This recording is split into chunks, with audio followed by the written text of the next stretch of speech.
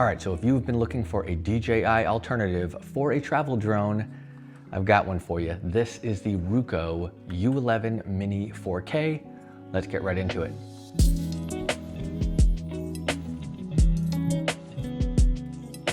So if you've been following the drone space at all over the last year, or even pocket cameras and camera tech in general, you know what's been happening. Now, DJI has been increasingly restricted in the US, which makes it a challenge for those of us who love and use their drones and other tech. So for a lot of us who built our travel content workflows around DJI, it's been a slow realization that I do need a backup plan. And for me, that means I've spent the last few months researching alternatives, right? Specifically, compact drones I can actually take on a plane, sub 250 grams, FAA friendly, something that's easy enough for me to fly that I'm not spending an hour learning a completely new app or a new remote system when I'm at the beach or on the side of a mountain in Greece. And ideally, actually capable of producing the kind of footage that fits in my travel videos and the quality bar that I want to set. So today I'm talking about one of the sponsors of the channel. This is the Ruko U11MINI 4K with their new RC3 controller. Now, the nice thing about this particular drone is it currently sits under $500. That means both the controller and probably cheaper with Prime Day and other deals coming up. Now, after digging into specs and what it actually does, I think it's worth a real conversation as a travel drone option. So let's get right into it. Now, quick context, Ruko isn't a name most travel creators have on their radar. They have been making drones for a while, but they've sat in a very different lane than DJI, right?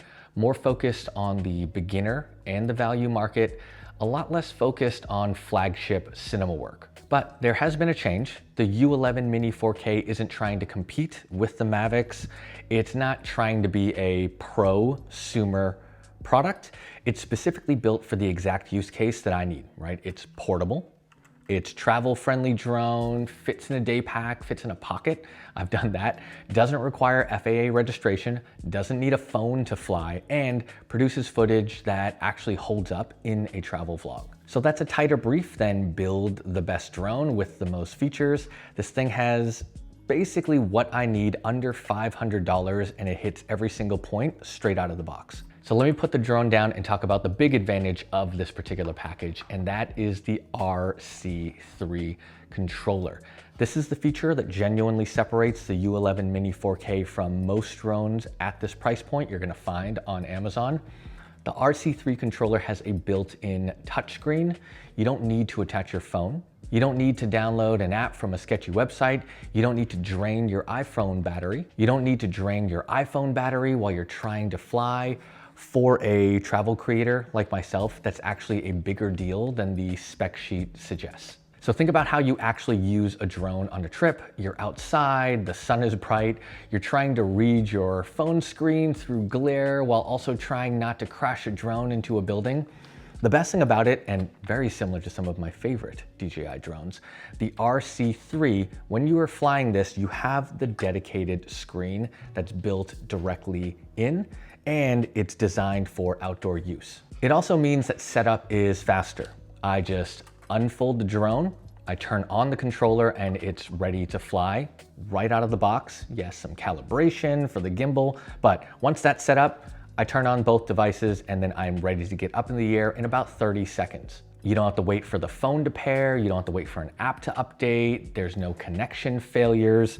The pairing and the connection between these is instant, strong, and I tested it at the beach and got some really solid distance on this thing. And for someone who's flying a drone pretty occasionally, a few times a year on trips, or now a bit more often because of how simple it is one of the biggest quality of life upgrades compared to a phone tethered drone. And I think anyone who has used that, like you get it.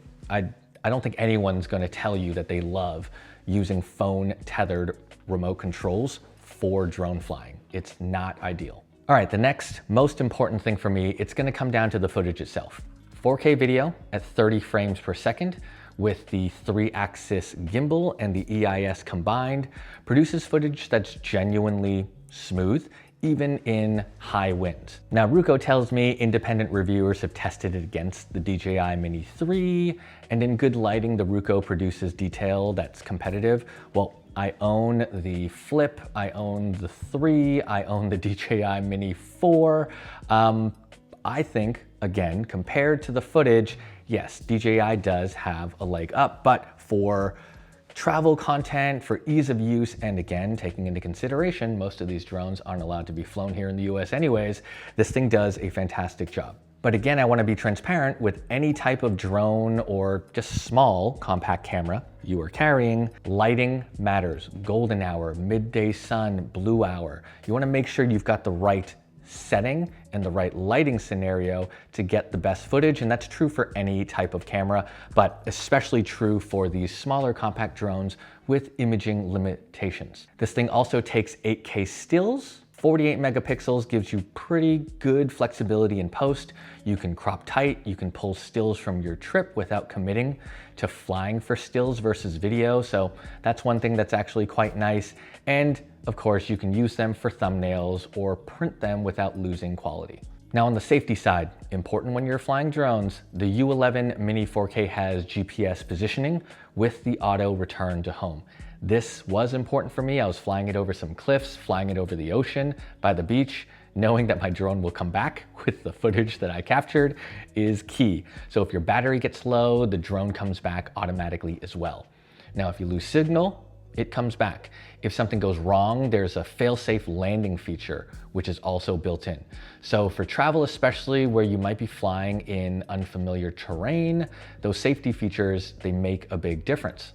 But that's important because you're not constantly worried about losing the drone over a cliff or in the ocean. Now again, in full transparency, one of the honest limitations, the U11MINI 4K only has downward facing sensors. So there's no full obstacle avoidance like you'd find on more expensive DJI drones. So you're flying with awareness. For most travel use cases, open skies, scenic landscapes, beach shots, mountain footage, it's not gonna be a problem. In all honesty, I don't fly these things in dense urban settings. I don't really fly them through trees. It's a limitation worth noting, and if you are someone who does like to do that sort of close-up flying, I would recommend like an FPV drone. So I'm gonna have to mention it, specs that are gonna matter and what comes in the box. First of all, the weight. U11MINI 4K comes in under 249 grams. Important for a mini drone. It's not a marketing number, that's just a regulatory threshold, right, including the battery. So in the US, recreational drones under 250 grams don't require FAA registration. Just good for you to know if you don't know already. On top of that, because of its form factor and its lightweight, it makes it ideal for travel. You just toss it into your bag. This thing is incredibly light. Throw it into your pocket so you can fly it whenever you need it. The cameras, 4K Ultra HD video at 30 frames per second. For a travel drone in this price range, that's a spec that's important. It's smooth, clean 4K footage that cuts cleanly into a vlog timeline. The only thing I'm gonna call out, and this is feedback for Ruko, I like to shoot everything in 24 frames per second, so I would really appreciate a firmware update that would allow me to shoot in 24 FPS. Stabilization, 3-axis mechanical gimbal plus electronic image stabilization. This is the upgrade most beginner drones miss. A real gimbal, not just digital stabilization, is the difference between footage that looks like a hobbyist shot it and footage that looks intentional. Flight time. Each battery delivers roughly 30 to 32 minutes of flight time. This is also going to be dependent on wind conditions. So on a windier day, the drone is working a lot harder, but on average, ideal conditions, you're talking about half an hour per battery. The package that I did get came with 2 batteries, so that gives you about 60 minutes of total flight. One thing I will call out, each of these batteries has a built-in USB-C port, so you can charge this on the go. You don't need a separate charging dock or anything like that. So you can just charge these with regular USB-C cables. Transmission range, Ruko rates it at 20,000 feet or about 6 kilometers. I turned off the beginner mode on this so that I could get some real distance with the RC3 and the Ruko U11MINI. I had no problems with distance, flying it down the beach and as far away as I could possibly get. So you're realistically getting 2 to 3 kilometers, depending on obstacles and anything in the way blocking the signal. I didn't have any challenges during my travel shooting and my testing. One thing that I do want to special call out, my Ruko drone came with a Ruko SD card reader. This, again, really helpful because the fact that I can just plug this directly into my computer, load it up the same way I would load up any of the footage from my other cameras like the ZR or the Osmo Pocket 4 or my other older drones. This is a great system, and again, it comes with the entire set. With all the options on the market, kind of here's where I think this earns its place. The U11MINI 4K folds down to a pocket-sized camera, fits in a day pack alongside the rest of my travel kit, which is getting smaller and smaller, which I like. 2, 3 batteries, you have a full day of flight time without needing to recharge. The sub 250 gram weight, that just makes life easy. No having to deal with the FAA headaches. With the RC3 controller, this, again, this I really like. I think the quality of this is really well built. The screen looks great. It does have some smart flying features like tracking. I just found it perfectly fine straight out of the box using the controllers. Very easy to manage. But you're not relying on a phone that you may need for navigation and translation while you're traveling. Dedicated remote and drone system, really nice. Do not underestimate the value of that. And all in all, that's a complete travel drone package. It's not a flagship cinema tool, right? But genuinely capable secondary camera for the kind of travel content most of us are making. And for my use case, travel content where the drone is one of several cameras where I'm capturing aerial B-roll to cut into vlogs alongside my Nikon ZR or my DJI Pocket 4, this is pretty solid. Like I mentioned, it is definitely not replacing a Mavic for someone who's building their whole channel around aerial cinema or someone who really wants to get the best possible image quality.